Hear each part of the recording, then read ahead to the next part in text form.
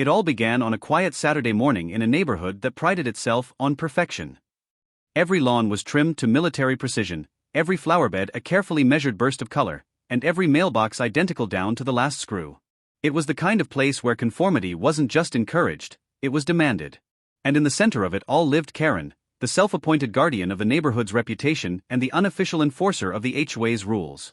I had moved into my modest two-story home a year earlier, thrilled to finally have a small patch of land to call my own.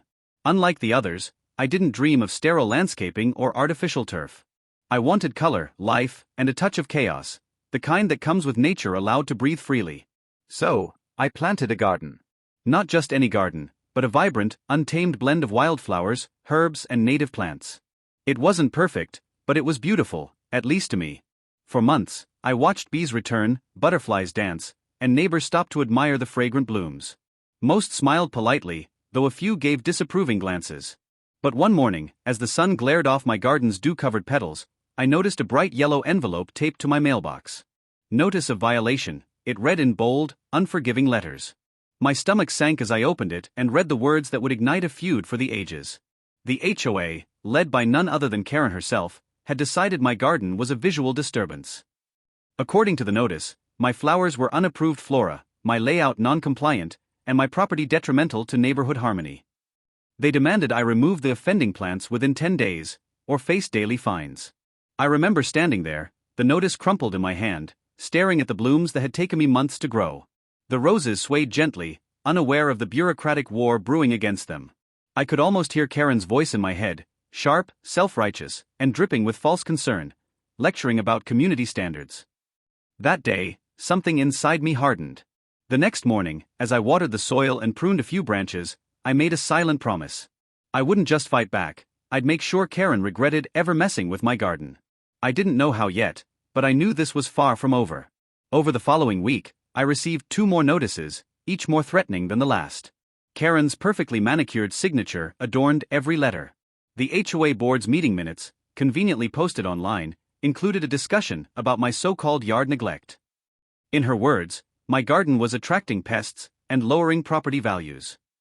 The irony was that Karen's own house, directly across from mine, had more plastic flowers than living ones. By day 8, the HOA had issued a final warning. I had 2 choices, comply or face escalating penalties. But as fate would have it, a walk around the neighborhood changed everything. Just beyond Karen's pristine white fence was an empty lot, a neglected patch of land overgrown with weeds, up for sale after years of disuse. Most saw it as an eyesore. I saw it as an opportunity. That night, I sat at my kitchen table, staring at the property listing on my laptop. The lot wasn't cheap, but it was doable. It sat right next to Karen's backyard, large enough for something far more ambitious than a flower garden.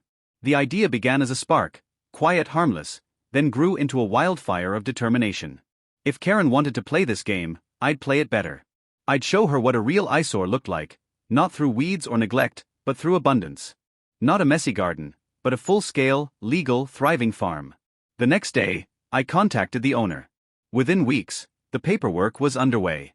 I didn't breathe a word to anyone, keeping my plans as quiet as the soil before a storm. Karen, satisfied with her victory, strutted past my house every evening, likely proud that her letters had tamed me. What she didn't know was that I was about to redefine the neighborhood's idea of landscaping forever. While the HOA prepared to fine me into submission, I prepared something far bigger, a statement, a transformation, and a revenge that would bloom louder than any garden ever could. And as the sold sign appeared on that dusty lot next to Karen's fence, she didn't even notice. Not yet. But soon she would. Very soon.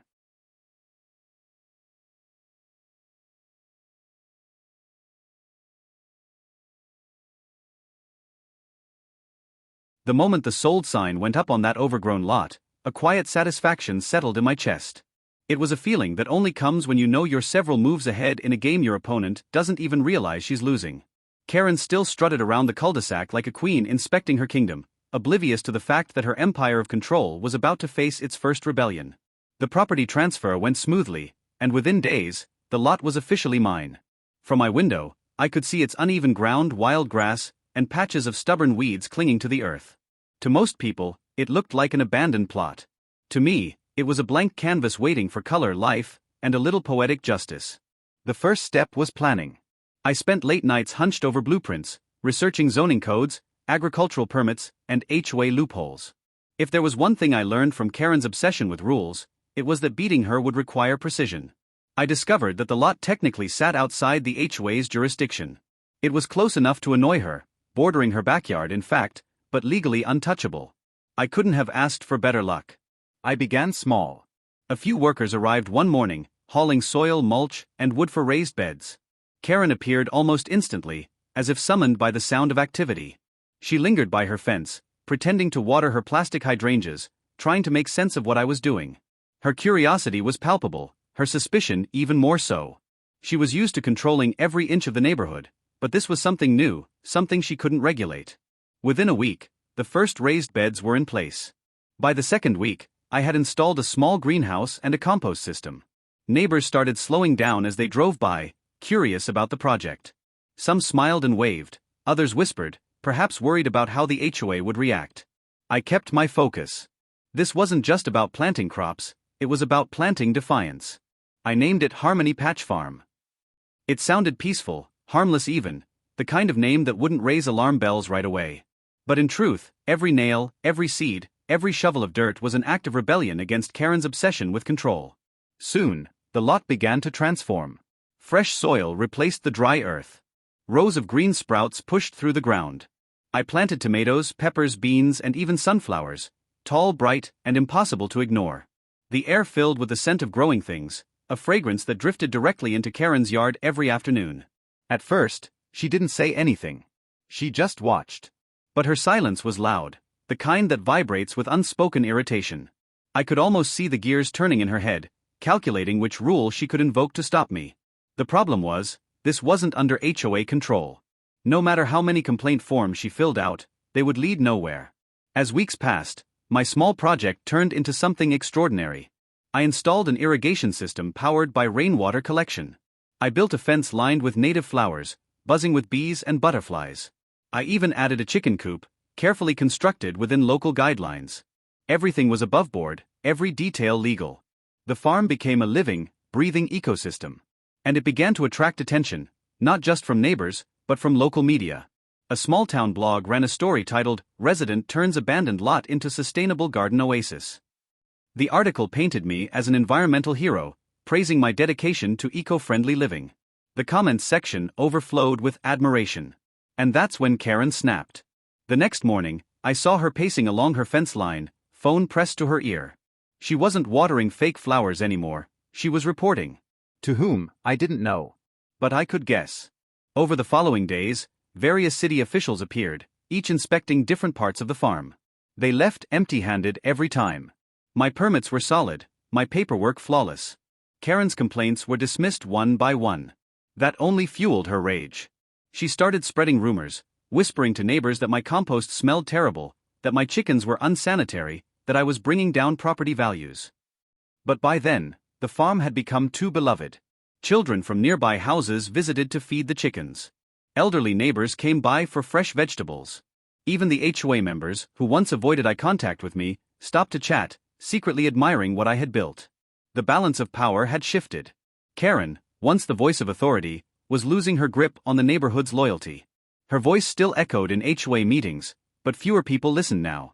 They had found something more beautiful, more meaningful, a reminder that community could exist beyond rigid rules and painted fences. One afternoon, as the sun dipped low and painted the sky gold, I stood at the edge of my thriving farm and looked toward Karen's yard. Her blinds were half closed, but I caught a glimpse of her face, tight-lipped, frowning, defeated. She had lost control. And she knew it. Still, I wasn't done. The farm was only the beginning. The next phase would make it impossible for her to ignore me, and even harder to fight back. I started sketching new plans, a farm stand at the edge of the lot, a small space where I could sell vegetables, honey, and eggs. The zoning laws allowed it. It would be perfectly legal, and perfectly visible from Karen's living room window. The first sign went up a week later, Harmony Patch Market, opening soon. That night, Karen's lights stayed on far later than usual. I imagined her pacing the floor, fuming, plotting her next move. But for the first time, I wasn't worried. The seed of revenge had taken root, and soon, it would grow far beyond anything she could contain. The morning the market opened, the neighborhood was unusually quiet, the kind of silence that comes before a storm. The early sunlight filtered through the trees, glinting off the new sign I had installed the night before: Harmony Patch Market. Fresh produce, local honey, free samples. It wasn't grand, but it was bold enough to grab attention.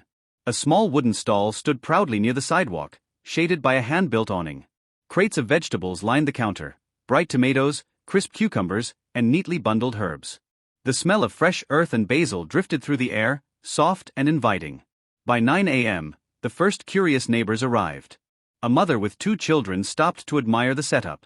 Then came an elderly couple who lived down the street, smiling as they picked through the produce. Soon, word spread like wildfire. What began as a trickle of visitors turned into a steady stream of customers. Laughter filled the air. Kids fed the chickens, adults chatted under the shade of the greenhouse, and people began leaving with baskets of fresh vegetables. For the first time, the neighborhood felt alive, not stiff and controlled, but genuinely happy. But across the street, behind her curtain, Karen watched. Her face was a portrait of disbelief. Her pristine front yard, once the envy of the neighborhood, now looked lifeless compared to the lively buzz coming from my side. Her eyes darted from the market stand to the line of people, her jaw tightening with each passing minute. By noon, she was outside. Her footsteps were sharp and heavy as she marched toward the stand, her phone clutched tightly in her hand. Though I couldn't hear her words, her gestures spoke volumes, pointing, waving, complaining. The customers glanced awkwardly but continued shopping. A few even smiled knowingly. She was trying to make a scene, but no one was playing along. Within an hour, a city inspector appeared, again. Karen had called in another complaint. This time, it was about unauthorized commercial activity. But I was ready. My permits were neatly laminated and displayed right at the stand. The inspector reviewed them, nodded, and left without issue. Karen's expression twisted into something I'd never seen before, a mix of rage and panic. For years, she'd wielded power through intimidation and fear. But now, she was powerless. Every complaint she made backfired. Every attempt to control the situation only highlighted her desperation. Over the following weeks, the market flourished. Local bloggers returned, this time with cameras. They interviewed me about sustainable living and small-scale farming. Photos of the market spread online, attracting visitors from nearby neighborhoods. On Saturdays, cars lined the street. The once quiet cul-de-sac had become a weekend destination. To everyone else, it was a success story. To Karen, it was a nightmare that refused to end. Her house became an island in a sea of joy. While laughter echoed from my farm, her windows remained dark and closed. Her once perfect lawn now looked faded under the relentless sun. She started posting angry rants in the neighborhood's online group, accusing me of destroying the peace and turning our community into a circus. The responses didn't go the way she expected. One by one, neighbors defended me. They praised the farm, shared pictures of the produce, and thanked me for bringing life to the area. Some even joked that the HOA should sponsor my efforts. For the first time, Karen was the one being criticized. But Karen wasn't the type to give up. One evening, just as the sun was setting, I walked over to the farm to close up for the day. The air smelled of lavender and soil. Everything looked peaceful, until I noticed something strange. The fence along Karen's side had been tampered with. The latch was broken, and one of the chicken coop doors hung open. My heart sank. Inside the coop, feathers were scattered across the dirt. 2 of my hens were missing. Panic surged through me as I searched the nearby bushes. After half an hour, I found them, frightened but alive, hiding under a stack of wood near the fence line. It didn't take a genius to figure out who was behind it. Karen's security lights faced directly at the farm, and I knew she'd seen everything that happened there. It wasn't a coincidence. I didn't confront her. Not yet. I fixed the latch, reinforced the coop, and installed motion sensors around the property. If she wanted to play dirty, I'd let her dig her own hole first.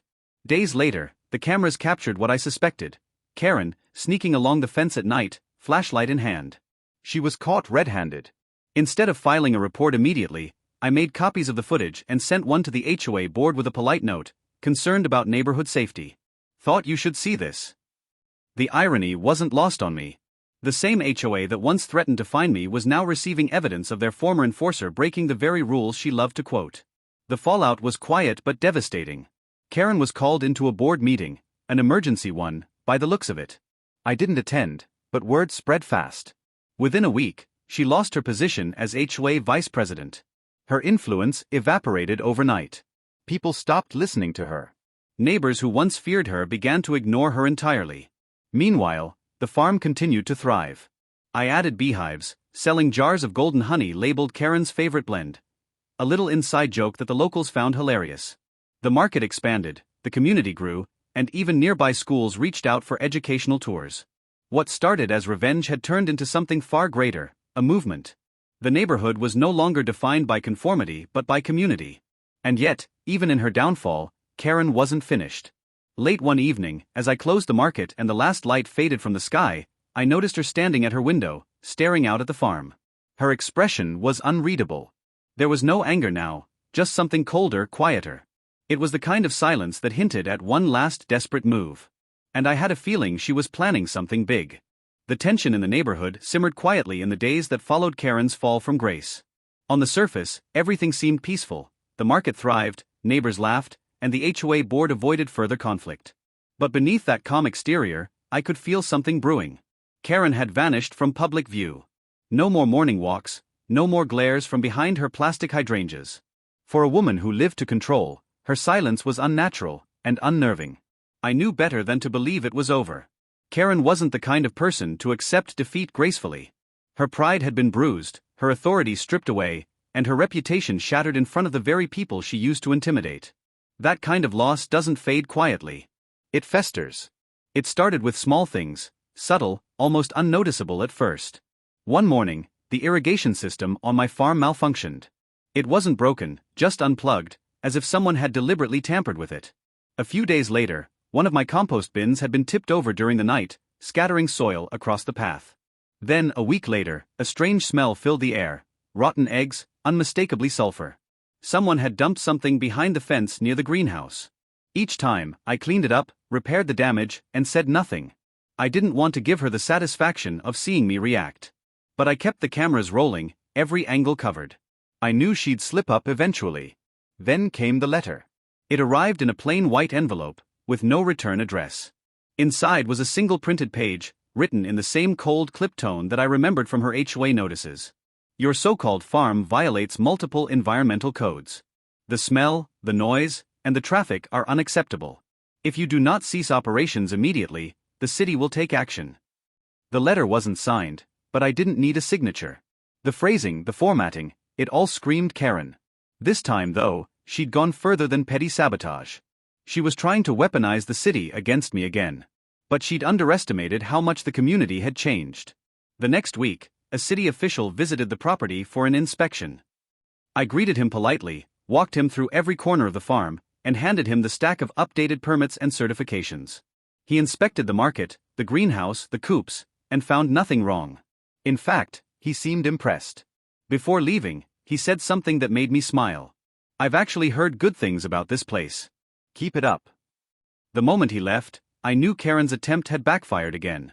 She wasn't just losing power now, she was losing credibility. But that wasn't the end of it. A few days later, an anonymous post appeared in the neighborhood's online group. It accused me of running a business for profit on residential land, and claimed the farm was causing pest infestations. It was desperate and poorly written, clearly a last-ditch attempt to turn public opinion against me. Only this time, the neighborhood fought back. Comments flooded in within minutes. People shared stories about how their children loved visiting the farm, how the produce was fresher than the grocery store, how the community felt closer since the market opened. Even the HOA president, a man who once echoed Karen's every word, chimed in to defend the project, calling it a source of neighborhood pride. It was the ultimate humiliation for Karen. The woman who once dictated every rule now found herself powerless, watching as her neighbors united against her. But Karen's pride wouldn't let her stop. One night, I was sitting by the window, looking out over the farm. The moonlight cast long shadows across the greenhouse, and the wind rustled through the tall sunflowers. Everything seemed calm, until I noticed a flicker of light near the compost area. A flashlight. I reached for my phone and opened the security feed. The cameras caught her clearly. Karen, dressed in dark clothes, crouched by the fence, pouring something from a small container into the soil. It didn't take long to realize what she was doing. She was trying to poison the crops. I called the police immediately. They arrived within minutes, catching her before she could flee. The officers escorted her to the car while she screamed about property rights and community standards. The irony was almost poetic. The next morning, the entire neighborhood knew. Word spread faster than wildfire. Karen, the woman who once fined people for leaving their trash cans out too long, had been caught trespassing and vandalizing private property. The HOA issued a statement condemning her actions. Neighbors who once feared her now openly laughed about it. Her downfall was complete. In the days that followed, the atmosphere around the farm changed. The tension that had hung in the air for months finally lifted. People stopped by not just to shop, but to celebrate. They brought gifts, baked goods, even thank you cards. The farm had become more than just an act of rebellion, it was a symbol of freedom from her control. As for Karen, her house went dark. The curtains stayed drawn, and her car disappeared for days at a time. Rumors spread that she was selling the property, unable to bear the embarrassment. Whether it was true or not didn't matter. The neighborhood had moved on without her. One evening, as I walked through the rows of thriving crops, I realized how much had changed since that first complaint about my messy flowers. What began as a small act of defiance had grown into something powerful, a community united, a neighborhood reborn. But as I reached the edge of the lot, I noticed something new. A real estate sign stood in Karen's yard, the bold red letters catching the last rays of sunlight. For sale. It was over. Karen was leaving. The woman who once ruled the neighborhood with an iron fist was finally surrendering. And as the wind rustled through the leaves of the farm she had tried so hard to destroy, I couldn't help but smile. Her war had ended, not with fines or rules, but with growth, resilience, and the simple strength of nature. Still, as her moving truck appeared days later and her house emptied out, I couldn't shake the feeling that this story wasn't entirely finished. Because sometimes when you remove the weed, something unexpected grows in its place. And in the wake of Karen's departure, something new was already beginning to sprout. For weeks after Karen's moving truck disappeared down the street, the neighborhood existed in a strange kind of peace. The farm thrived, the market drew crowds every weekend, and laughter replaced the tension that had once poisoned every cul-de-sac conversation. It felt like the air itself was cleaner, lighter. The storm had passed, or so I thought. Karen's house sat empty for a while, its curtains still drawn, her once immaculate yard slowly losing its perfection. The plastic flowers faded under the sun, and the lawn grew uneven, a quiet reminder of her absence. The neighbors barely mentioned her anymore, except in passing jokes or cautionary tales about what happens when control turns into obsession. I should have known peace in an HOA neighborhood never lasts. One morning, as I prepared for the weekend market, a new car pulled into Karen's old driveway. A sleek black SUV with tinted windows, spotless and expensive looking. A real estate agent stepped out first, followed by a couple, well-dressed, poised, and smiling the way only people with money and confidence do. They toured the property, nodding approvingly, gesturing toward the backyard, the one that faced directly toward my farm. By the end of the day, a new sold sign appeared. The house didn't stay empty long. Within a week, moving trucks arrived. The new owners, Michael and Stephanie Caldwell, introduced themselves to everyone with polished smiles and firm handshakes. They were charming, successful, and at first glance, perfectly pleasant. But something about their friendliness felt rehearsed. Too smooth. At first, I didn't think much of it. Not until the subtle changes began. A few days after they moved in, I found a flyer tucked under the farm gate. Concerned about noise? Dust? Increased traffic? Let's discuss community impact. It wasn't signed, but the tone was eerily familiar. I brushed it off, thinking maybe they were just curious about the farm's activity. But then, during the next market day, I noticed Stephanie standing by her fence, filming the crowd on her phone. Her expression wasn't friendly, it was calculating. The following week, an email circulated through the neighborhood mailing list. It proposed new community standards, stricter parking rules, limits on outdoor activity, and restrictions on non-residential operations. It didn't mention the farm by name, but it didn't need to. Everyone knew who the target was. It seemed Karen's replacement wasn't much different from Karen herself, only smarter. Unlike her, the Caldwells didn't confront me directly. They operated from the shadows, hiding behind polite language and legal loopholes. They called for a special HOA meeting to address community integrity, claiming it was about preserving property values. The tone was civil, the language professional, but underneath, it was the same message Karen had once delivered with venom. When the meeting day arrived, the clubhouse was packed. Neighbors filled every chair, the air thick with curiosity and tension. The Caldwells stood at the front, presenting charts and statistics about neighborhood character and commercial encroachment. They spoke like politicians, polished, persuasive, and just detached enough to sound reasonable. Then they turned their attention to me. Without naming names, they presented photos of the market, the parking congestion, the foot traffic, the weekend activity. They argued that while the farm was well-intentioned, it had grown beyond acceptable limits for a residential zone. The crowd murmured. For a moment, I felt the familiar chill of scrutiny, the same judgment Karen once wielded like a weapon. But this time, the neighborhood was different. One by one, voices rose in defense. Parents spoke about how their children learned about gardening at the farm. Older residents praised the sense of community it brought. Even a few HOA board members voiced support, reminding everyone that the farm's permits were in full compliance. The Caldwells' polished smiles faltered slightly. Their carefully rehearsed presentation began to unravel. By the end of the meeting, it was clear they hadn't won anyone over. Still, they didn't look defeated. They looked patient, like people who knew how to play the long game. Over the next few weeks, their tactics shifted. Stephanie began filing noise complaints. Michael sent emails about early morning disturbances. They even started a petition online to restore neighborhood tranquility. It gained a handful of anonymous signatures, but nothing significant. Then, something happened that made me realize this wasn't just another HOA squabble. One night, a storm rolled in, heavy rain, thunder cracking through the sky. I went out early the next morning to check on the farm. The ground was soaked, but the crops were fine. Then I saw it, deep tire tracks cutting through the soil, leading to the greenhouse. The door was smashed open, the irrigation system damaged. Someone had driven a vehicle straight onto the property during the storm, knowing no one would see them. This wasn't vandalism by kids. This was deliberate. Calculated. The security cameras captured only a partial image: headlights, the corner of a black SUV, and a license plate too blurry to read. My gut told me everything I needed to know. When I reported it to the police, the officer took notes and promised to investigate. But without clear footage, there wasn't much they could do. The damage was expensive, but the resolve it sparked in me was priceless. The next weekend, the market reopened, stronger, busier, and louder than ever. Neighbors volunteered to help with repairs. A few local news outlets picked up the story, painting the farm as a symbol of resilience. If the Caldwells wanted to break me, they'd only made me bigger. But deep down, I knew this wasn't over. Unlike Karen's impulsive anger, the Caldwells were patient. Strategic. They weren't just trying to get rid of me, they wanted to control the entire neighborhood, reshape it in their image. And as I watched their black SUV pull into the driveway across the street that evening, headlights briefly illuminating the farm, I understood something important. This wasn't a new chapter in the same story. This was a new war, one that would test just how far I was willing to go to protect what I had built. The seeds of conflict had been planted again. And this time they weren't weeds, they were roots deep and unyielding. By the time spring rolled around, the neighborhood had changed beyond recognition.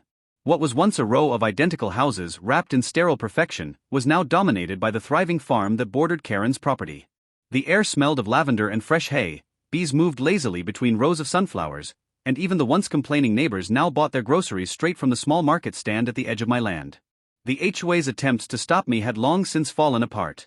Every letter they sent was met with documentation, permits, and legal backing that proved my farm was 100% legitimate. Even the county's agricultural department had visited, and left impressed. What had started as an act of revenge had turned into something far larger, a community success story. Everyone loved it. Everyone except Karen. From her window, she watched daily as families strolled through the open gates of my farm, children laughing as they fed chickens, and local vendors setting up stalls for the weekend market.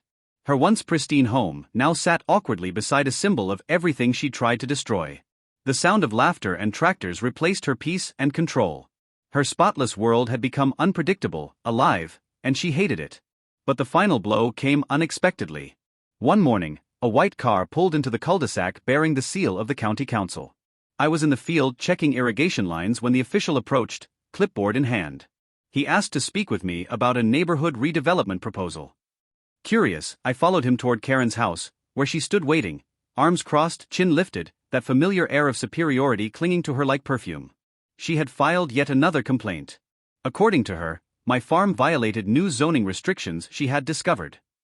It was her last desperate attempt to reclaim the control she'd lost. The official patiently listened as she presented her thick folder of evidence, each page covered in printed photographs, highlighted sections of outdated bylaws, and her scribbled notes about community integrity. When she finally finished, he looked at her kindly, and then turned to me with a smile. What Karen hadn't realized was that my farm had recently been featured in the local newspaper as part of a county-wide sustainability initiative.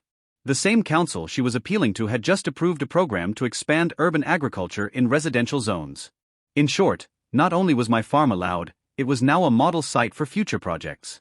The official thanked me for leading the way in eco-conscious community development and handed me a certificate of recognition. Karen's expression froze.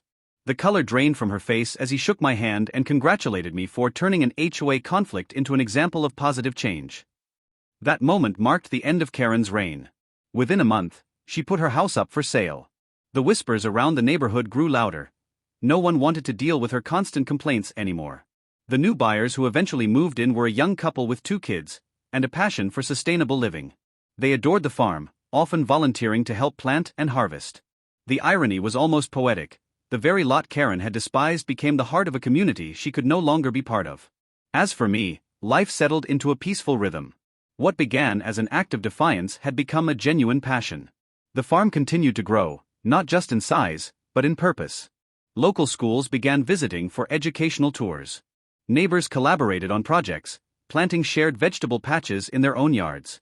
Even the HOA, under new leadership, rewrote its outdated rules to encourage eco-friendly landscaping. One afternoon, months later, I stood by the fence separating my land from Karen's old yard. The new owners were setting up a small chicken coop, laughing as their children chased a runaway hen. The setting sun painted everything gold: the fields, the sky, the worn wooden fence that had once divided us all. I thought back to the day I found that first violation notice, the anger, the frustration, the determination. Back then, I just wanted revenge. Now, standing amid the hum of life and laughter, I realized something deeper. Sometimes, the best revenge isn't about destruction or payback. It's about growth, proving that kindness, patience, and creativity can outshine even the most stubborn kind of control. Karen had tried to bury me in rules. I had planted seeds instead. And they had grown into something no fine could ever erase. As the sky turned crimson and the wind carried the scent of wildflowers across the fields, I smiled to myself. The war was over. And I had won, not by fighting but by farming.